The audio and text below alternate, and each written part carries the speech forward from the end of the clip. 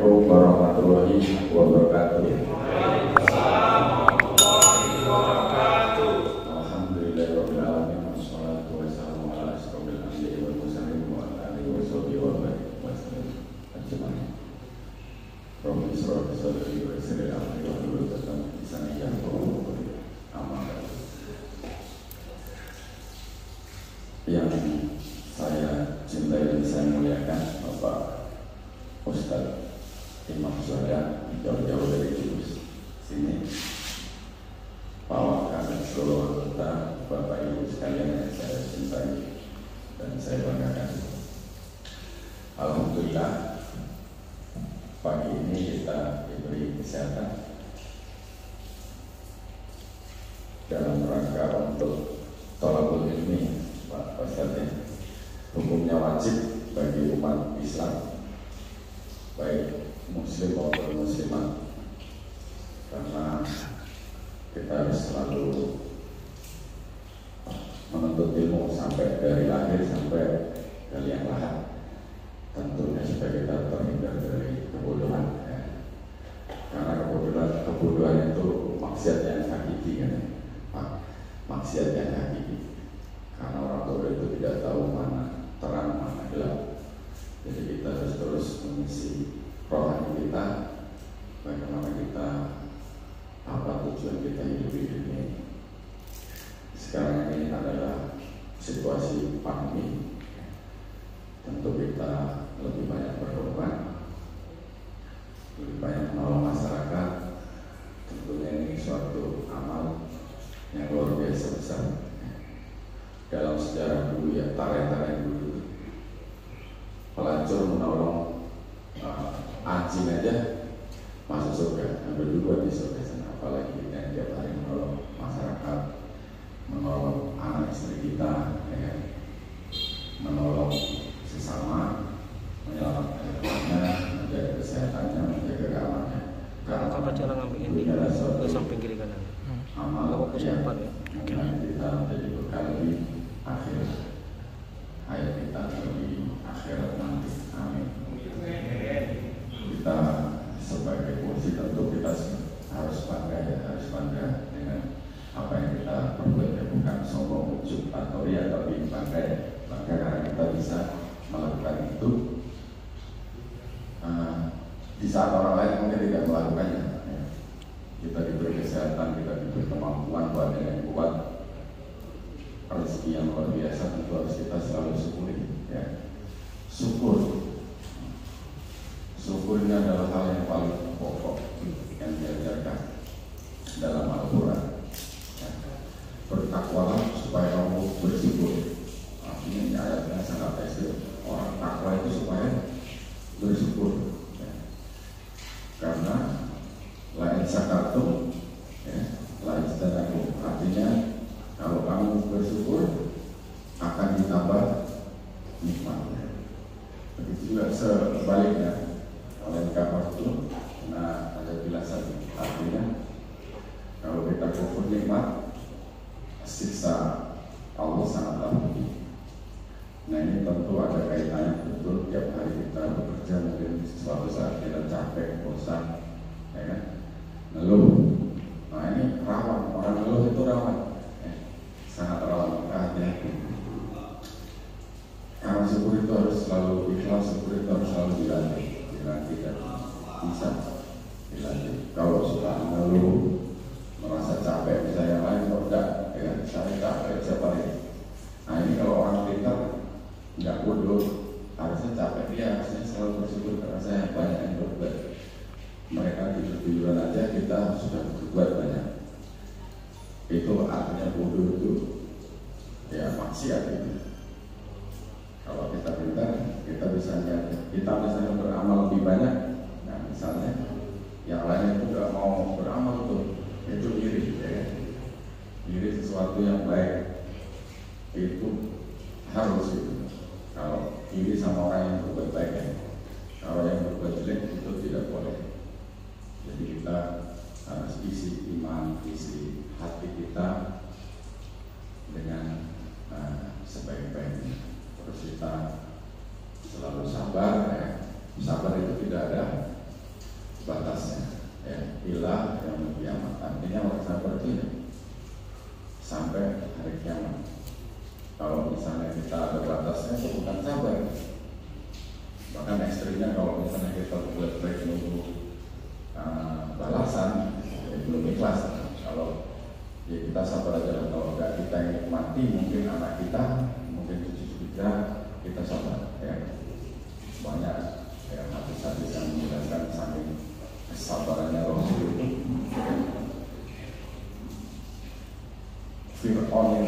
paling berat itu adalah Abu Lahab ya, Abu Jahal itu.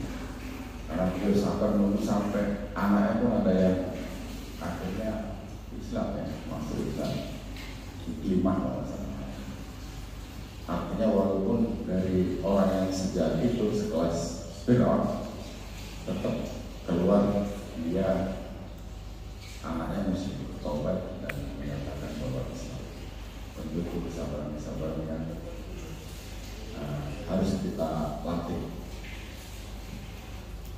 Kadang kita tugas di lapangan juga berhadapan dengan masyarakat yang salah namun ngotot, salah namun ngotot dan merasa benar. Nah ini juga harus sabar. Ini juga dicontohkan oleh Rasul. Pertama kali wahyu turun di Arab sana, tetap ditolak sama masyarakat. Akhirnya beliau kalah, tidak mau konflik sama suku Quraisy, pindah ke Madinah. Di tahun ke-6 balik lagi ke Arab, ya, pasukan kuat, ya, pasukan lebih kuat sudah di pintu depan nih. Bagaimana? Kata Umar itu, apakah yang saya libat semua ya Rasul? Gak usah, ya. Ini benar-benar Rasul atau enggak ini? Kok kita benar, agama kita udah benar, kok kita masih harus ngalah? Padahal benar, kuat, harusnya kan nggak boleh ngalah, langsung aja. Benar kayak Rasul kan gitu. Tapi pengembiraan Rasul tentu berbeda dengan pengembiraan Sayyidina Umar, bahwa benar itu belum tentu menang, ya kan? Benar itu belum tentu menang. Yang benar itu adalah menang dengan cara yang benar. Akhirnya beliau balik lagi.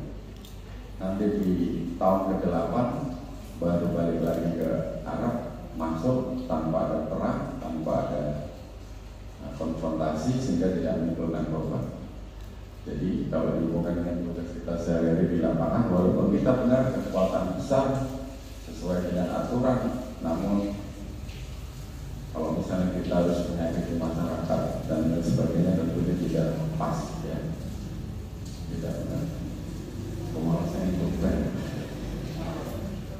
Ini saya nggak pernah jarang ya di sini, jadi saya kira-kira itulah nanti untuk kedepannya. Selanjutnya dari Pak Ustadz untuk memberikan tausiah, memberikan siraman rohani pada kita supaya kita tetap semangat, ya. Karena kita itu manusia, selalu ada namanya sifat-sifat malas, ya. Nah kita panggil kita untuk membangkitkan semangat kita, ya.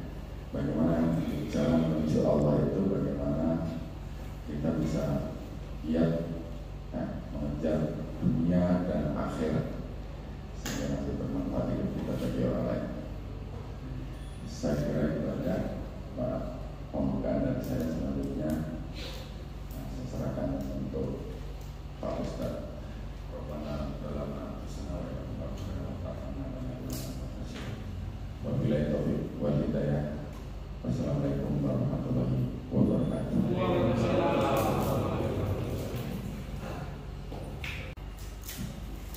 Assalamualaikum warahmatullahi wabarakatuh.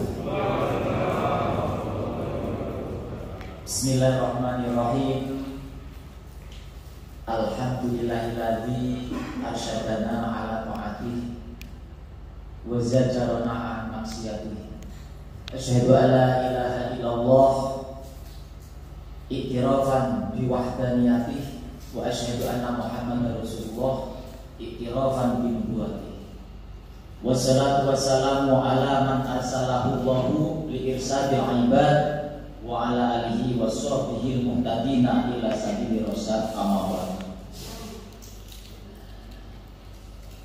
Kepada yang saya hormati Biro Bapak Kapolres Sumatera Barat, semoga selalu diberikan kesehatan panjang beserta keluarganya, dan selalu diberikan keberkahan kepada Bapak Kapolres, juga seluruh pejabat di Polres, juga seluruh anggota, hadirin hadirat rahimahumullah.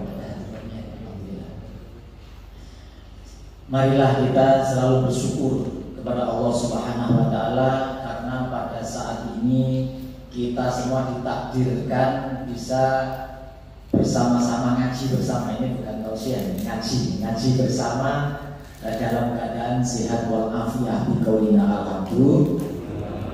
Karena tadi sudah Bapak Kapolres menyampaikan tentang syukur itu luar biasa.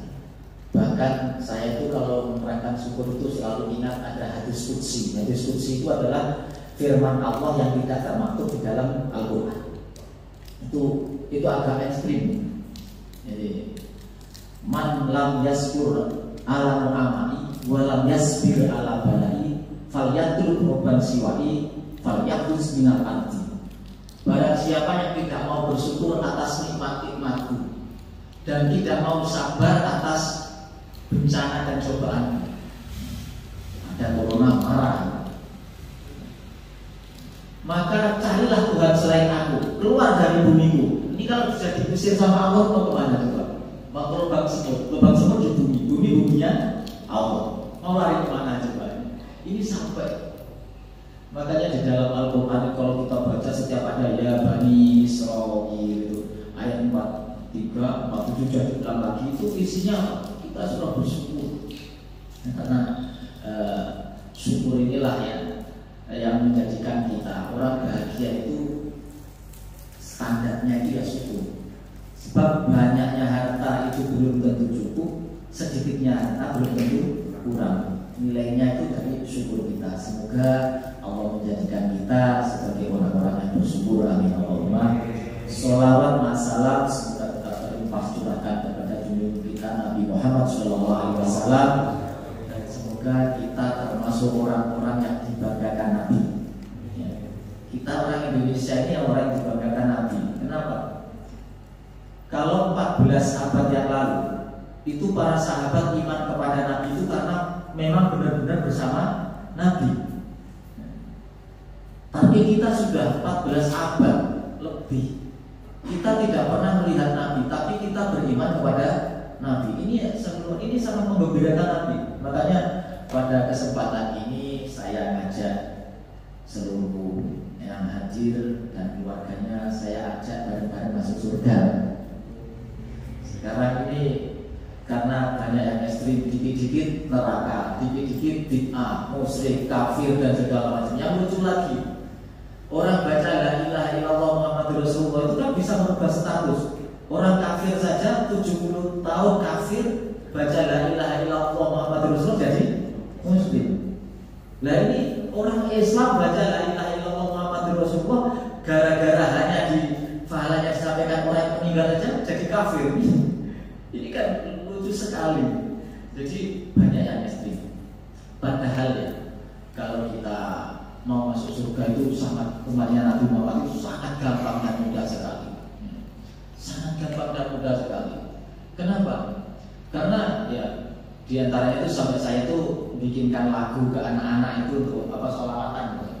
Kuncinya surga itu murah harganya, iman dan takwa itu yang jadi modalnya, sholat 5 waktu itu juga kuncinya, dengan berjamaah agar bertambah pahalanya.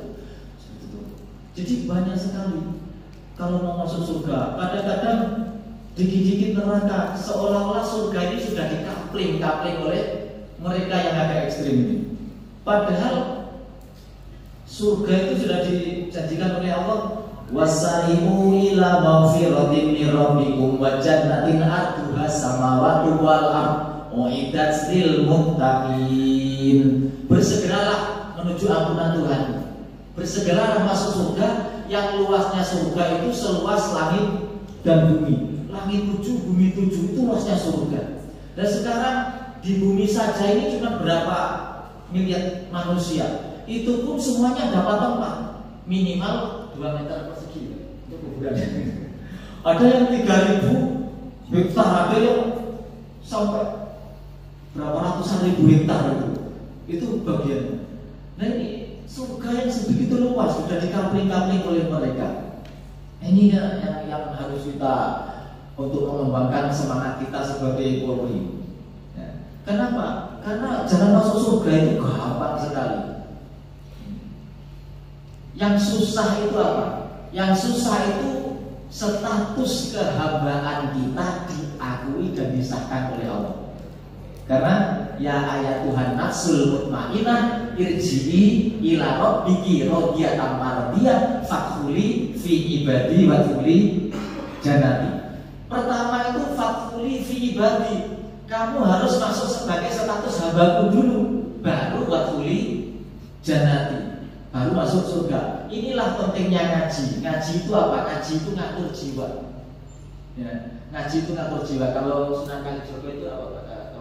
Ngoji ya. Ngoji itu songo siji. Kalau bahasa kita ya 91. Ini kalau yang konkret sih. Wah, ini maksudnya 91. Maksudnya 91 itu apa? Ngaji, ngoji. 91 itu menutup lubang 9 supaya selamat masuk lubang 1. Itu maksudnya ngaji. Lubang 9 itu apa? Yang 7 ada di kepala, 2 mata, ya, 2 telinga, 4, 2 hidung, itu sudah ada 6. Yang 1 lebih lebar lagi, mulut. Yang 2 itu saya nggak tahu namanya, tapi kalau tempatnya saya tahu. Kalau ada yang mau ke depan saya tunjukkan tempatnya. Jadi menutup lubang dari kemaksiatan lubang 9 itu supaya selamat masuk lubang 1, yaitu kuburan. Itu tujuannya ngaji. Jadi tujuan ngaji yang utama itu adalah supaya kita mengakui status sebagai hamba Allah. Bukan niatnya ngaji malah menyalahkan orang lain, merasa paling benar, merasa paling pintar, nggak mau menerima pendapat orang lain. Ini apa? Jauh dari tujuan ngaji. Ya, apalagi ngajinya sangatnya kepada Ustadz YouTube, ya, kiainya di internet, share-nya share Google, kitab yang dibaca kitab Al-Facebook, ya, Al-Internet, ya, sudah baru ngaji di situ saja, wah dikit-dikit bid'ah, salah, tidak diajarkan Nabi. Kadang-kadang sholat kamu itu nggak benar, itu nggak sesuai dengan sholatnya Nabi. Dikeluarkan dari sholat kamar aitumuni, usuli sholatlah kamu seperti lihat aku sholat. Lah padahal otentiknya kita memahami ini, sholatlah kamu seperti kau lihat aku sholat kata Nabi itu bagaimana? Ya kita sholat, kita lihat sholat guru kita. Ya. Jadi hadis Nabi ini tujuannya kamu kalau belajar sholat yang benar sesuai sholatnya Nabi, sholatlah seperti guru. Karena guru-guru kita itu sudah berguru. Contohnya saya ini berguru pada Kiai Nur Hamim. Kiai Nur Hamim berguru pada Kiai Mutar Safaat. Kiai Mutar Safaat ini santrinya Kiai Hasyim Asy'ari. Ya. Kiai Hasyim Asy'ari sholatnya belajar kepada guru-gurunya termasuk Syekh Imam Nawawi. Syekh Imam Nawawi, Syekh Khalil Bantaran, Syekh Khalil Mahlan kepada Syekh Imam Nawawi, terus kepada Syekh Abu Bakar Sato, kepada Syekh Ahmad Zaini Dahlan, terus kepada Syekh Khatib As-Samrasi, kepada Syekh Al-Bajuri atau Ibrahim Al-Bajuri, kepada Syekh Abdul Al-Isi, terus kepada Syekh Umar Al-Farroji, terus belajarnya kepada Imam Ghazali. Imam Ghazali kepada gurunya belajarnya kepada Imam Haromain atau Imam Juwaini. Imam Juwaini belajar kepada gurunya lagi Syekh Al-Baqilani, Syekh Imam Muhayyidi, sampai kepada Rasulullah itu namanya selalu kamar aitumuni usoli. Sekarang tidak belajar dari ini sholat yang benar seperti ini, sholat yang diajarkan Nabi. Ini kan yang tidak seperti ini neraka, lagi dikapling surga. Ini kan tambah bahaya lagi. Jadi kita sebagai Polri ini ya, ini sangat mudah mau masuk surga. Karena Rasulullah itu sudah memberikan standar kebaikan dan standar kejelekan. Standar kebaikan itu Rasulullah bersabda, khoslatani la afdalu minhuma al-imanu billah wa naf'u bil muslim. Standar paling baik, ada 2 standar kebaikan yang tidak ada yang melebihi kebaikan dari 2 tersebut. Yang pertama adalah iman kepada Allah, yang kedua bermanfaat bagi orang lain. Nah, saya lihat, saya cek kalau kita lihat Undang-Undang Nomor 2 tahun 2002 itu aduh, sudah semuanya itu wanafulil muslimin ini bermanfaat bagi orang lain, itu sudah semuanya sudah. Makanya semua anggota Polri ini potensi ahli surga semua. Amin. Yakin saya. Jadi sudah semuanya kan hafal Undang-Undang Nomor 2 tahun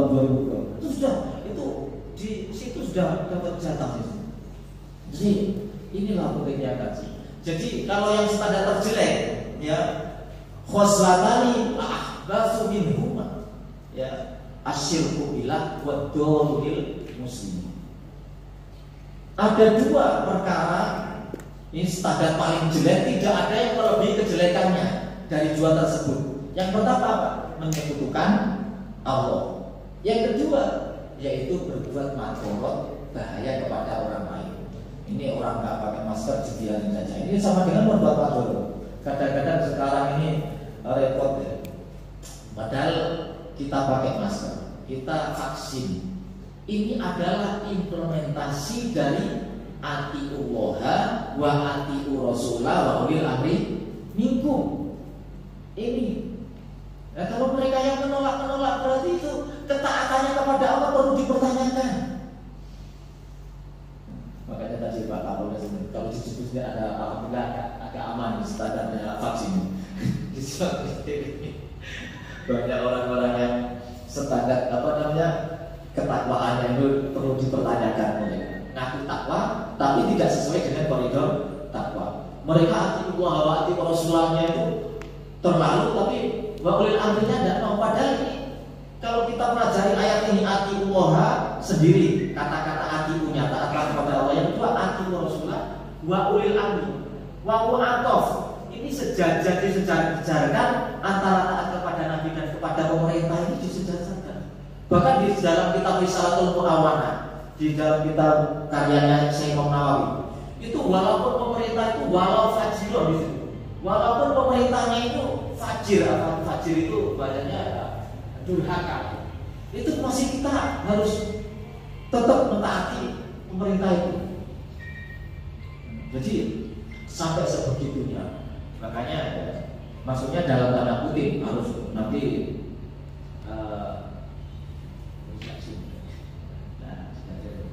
jadi disitulah ya kita tanda kutip nanti jangan disampaikan bahwa walaupun ini pemerintah berkata nggak bisa jadi asik. Assalamualaikum. Mungkin kalau kita yang ngaji di Gusbah itu yang sangat mudah sekali. Karena apa? Sanad ilmu saya juga, guru saya itu adalah sanadnya Bayi Imam Zubir. Jadi ya sama juga. Jadi para hadirin wa hadirat rahimahullah, itulah yang dinamakan pentingnya ngaji. Bahkan Rasulullah itu sampai tadi disebut oleh Bapak Kapolres, tolabul ilmi fardhun ala kulli muslimin wa muslimin. Sangat diwajibkan mencari ilmu bagi orang Islam laki-laki maupun perempuan. Jadi karena kalau semua tidak didasari ilmu, ya semua tidak didasari ilmu, ini akan rancu semuanya. Ya, bukan orang alim baru ilmunya belajar baru beberapa hari sudah mengeluarkan fatwa. Ini kan bahaya. Ya, saya sendiri tidak pernah mengeluarkan fatwa karena walaupun saya sedang di UI ya, itu saya tidak berani mengeluarkan fatwa. Saya ngaji biasa saja. Ini tadi memang sengaja saya bawakan kitab kuning ya. Nanti kita bahas lebih kitab kuning. Jadi ini saking pentingnya ngaji, saking pentingnya ngaji itu bahkan derajat paling tinggi disebutkan dalam Al-Quran itu adalah orang berilmu. Yarfa'ul ladina amanu wal ladina utul ilma darajat. Orang berilman dan berilmu. Jadi kata-kata ilmu di sini ya, ilmu itu ya banyak sekali macamnya. Banyak sekali macamnya ilmu. Kalau macamnya ilmu ada ilmu pokoknya kalau kita pernah sekolah banyak macamnya ilmu. Tapi yang dimaksud ilmu ini terutama adalah ilmu agama untuk memahami agama. Karena Imam Syafi'i itu pernah mengatakan al ilmu ilmani. Ilmu itu ada dua. Ilmu fikhi litaqoidin wa ilmu tibi. Yang pertama adalah ilmu agama, ilmu fikih untuk mengetahui lebih-lebihnya agama. Yang kedua ilmu kedokteran. Ilmu kedokteran itu minimal kita bisa mendeteksi kalau kita pusing, oh ini obatnya bobrek. Ini termasuk ilmu tip ini. Jadi kita semuanya sudah tahu kalau kita agak sakit, oh ini perlu obat lambusin atau promap ya. Ini sudah ilmu tip ini. sebagai Imam Syafi'i itu ilmu ilmani, ilmu fikih untuk agama dan ilmu kedokteran untuk tubuh kita. Ya. Jadi itulah pentingnya ilmu. Maka pada kesempatan ini ya sebenarnya harus kenalan dulu tadi.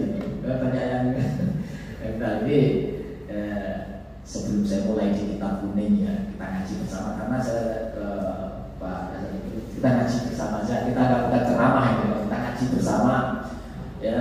Nama saya Salam Ar-Rahimuna Yarhamur Rahman Irhamu man fil ardi yarhamkum man fis sama. Ini dari Abdullah bin Abbas. Jadi ada orang namanya Abdullah tapi nggak terkenal Abdullah karena ada ahli hadis 3 itu namanya sama Abdullah. Terkenalnya lapornya ceritanya bin Ibnu Umar, Ibnu Abbas dan Ibnu Mas'ud. Namanya sama Abdullah semuanya. Nah ini Ibnu Umar putranya Sayyidina Umar. Beliau mengatakan bahwa Rasulullah SAW bersabda, Ar-Rahimuna bahwa orang-orang pengasih. Ini juga cara masuk surga. Yarhamur Rahman akan dikasihi oleh Zat yang Maha Pengasih, yaitu Allah Subhanahu wa Ta'ala. Maka irhamu man fil ardi, maka kasihilah seluruh mereka yang ada di bumi. Kalau kamu mau mengasihi apa yang ada di bumi, yarhamkum man fis sama, maka penduduk langit akan mengasihi kamu. Siapa penduduk langit? Para malaikat. Bagaimana cara malaikat ini mengasihi kamu? Dengan memintakan ampun kepada kamu. Jadi ini masalah kasih sayang. Ini apalagi yang saya sebutkan di Undang-Undang Nomor 2 Tahun 2022 itu masuk di sini di Ar-Rahimuna semuanya. Ya, kita ini kasih sayang. Jadi kasih sayang itu bukan hanya kepada makhluk saja. Nah, polisi jaga binatang-binatang yang masih dilindungi. Nah ini binatang juga. Jadi seluruh, kalau kita kasih sayang kepada apa yang ada di bumi, maka kita akan dikasihi oleh. Di sini dicontohkan di dalam kitab ini ya Al-Khabar kita memilih wa fi mafaqati hadal hadis. Hikayatun ini ada cerita An Umar bin radhiyallahu anhu. Cerita ini dari Sayyidina Umar radhiyallahu anhu. Karena yang fi sayati Madinah fara'a sabiyan kana fi yadihi usfur wa kana yal'abu bihi farahima Umar dalika al-usfur fastaro minas sabi fa'atahu. Falamma tufiya Umar radhiyallahu ta'ala anhu ra'ahul jumhur fil manami fasa'aluhu an halihi faqul ma fa'ala bika qala wa farali wa tazawwaja anni qalu bi aizain ya bi judika au bi adlika au bi judika qala lama waktu umuni fil qabri wa zatar umuni biturabi wa tarak umuni wahidan fadakhala alayya malakani muhibatani toro akli wa adan mafasali min haibatihima wa akhadani wa ajlisani wa arda ayasalani fasamitu bidaan minal hadith uturka abdi latahwafa fa ini rahimtuhu wa tazawastu anhu li anahu rahimahu surun fi dunia. Ini Sayyidina Umar, ini kisah, ini saya kisah. Ini termasuk caranya masuk surga. Sayyidina Umar ketika berjalan-jalan di pinggiran kota Mekah, melihat anak kecil itu mainan burung usfur, prit. Berjini apa yang burung? Tahu burung prit? Karena di dalam dunia burung itu ada 2 agama. Yang satu prit haji dan 2 gereja. Ini prit. Jadi anak kecil kalau main burung prit kan baru bisa terbang, dilempar terus dikejar. Akhirnya Sayyidina Umar itu kasihan dengan burung tersebut. Akhirnya anak sini, ini burung ini saya beli. Anak yang dikasih uang, burung itu kemudian dilepaskan supaya bebas. Nah, setelah Sayyidina Umar meninggal dunia, dimimpikan oleh jumhur ini adalah para ulama-ulama yang sudah tidak diragukan adalah jumhur ini. Jadi mimpi bertemu Sayyidina Umar, ditanya, wahai Umar, engkau diperlakukan bagaimana oleh Allah di akhirat? Kata Sayyidina Umar, Sebab apa? Apa karena keadilan kamu? Apa karena kezuhudan kamu? Apa karena ilmu kamu? Bukan. Apa karena pangkat kamu sebagai khalifah? Bukan. Lalu karena apa? Ketika kalian mengkafankan aku, mensolatkan aku, lalu kamu kemudian menguburkan aku, menutup aku dengan tanah, datanglah dua malaikat yang menakutkan. Aku sampai ketakutan, sampai ingatanku hilang. Ini saya tidak apa saja masih takut dengan malaikat. Jadi ketika seperti itu, dua malaikat itu mau nanya saya, tiba-tiba ada hatif. Hatif itu ya seperti handphone, ada suara tapi tidak ada rupanya. Bukan hatif itu tentu. Jadi ada suara lagi. Suara itu berdebar. Wahai dua malaikat, tinggalkan hambaku, karena dia telah mengasihi burung waktu di dunia. Ini hanya karena seekor burung saja itu bisa menyebabkan masuk surga. Tadi Pak Kapolres, gara wanita pelacur saja nolong anjingnya kehausan, diambilkan air dengan sepatunya sehingga dia alam Islam meninggal masuk surga. Ini subhanallah. Jadi kita ini ya, jangan sampai terkena sedikit-sedikit bid'ah, sedikit-sedikit kafir. Lihat dulu. Ya di dalam kitab Risalah Ahli Sunnah wal Jamaah yang saya ngajikan yang rutin di kantor PJMU setiap minggu pertama. Kalau besoknya karena minggu pertama besok itu kita akan ada persakit di pesantren, kita menuju minggu kedua. Itu dijelaskan bid'ah itu ya. Orang jangan sampai dimunis 10 bid'atin dolalah, seluruh bid'ah bukan. Tapi sebagian bid'ah itu dolalah, yang dolalatin final, yang dolalah, yang sesat itu ke neraka. Jadi tidak keseluruhannya. Di Al-Quran pun disebutkan wajahnya kuli sayyidina hayy. Kami menjadikan seluruh makhluk ini dari air. Coba kalau ini kita artikan di Al-Quran ini kita seluruh makhluk Allah dijadikan dari air. Kira-kira jin protes enggak? Malaikat protes enggak?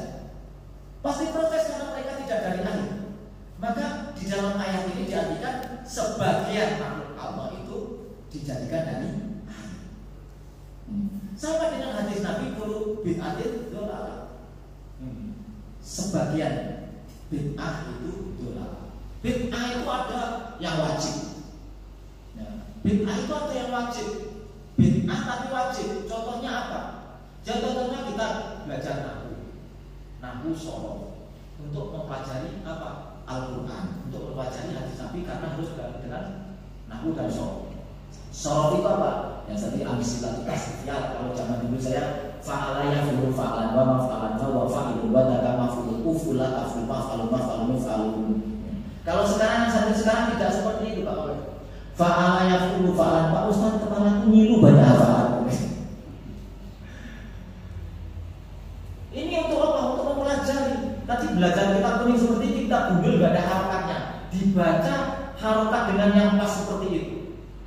Saya tuh kalau nyimak anak-anak yang tahfidz Quran itu nggak pegang Al-Quran. Kalau ada yang baca yang salah, itu saya benerkan nggak langsung, saya benerkan nggak. Ayo, itu ada huruf apa itu? Huruf J. Kenapa tadi berdebat K? Oh ya, langsung diulang. Karena kalau ada huruf J dibaca kasroh. Jadi seperti itu nih. Belajar ilmu nahwu zaman Nabi nggak ada. Bahkan pembukuan Al-Quran zaman Nabi kan belum ada. Jadi pembukuan Al-Quran itu bid'ah. Apakah bid'ah ini dolalah juga? Menghias masjid, menghilangkan itu bid'ah juga, tapi bid'ah yang makruh. Jadi boleh-boleh saja.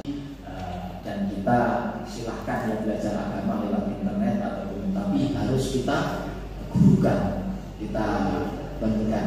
Dan perbedaan itu jangan sampai menganggap diri kita paling benar. Perbedaan itu sah-sah saja. Ikhtilaful ummati rahmatun. Perbedaan umat itu adalah rahmat bagi Allah. Sebab kalau laki-laki semua nggak ada perempuan juga ada juga.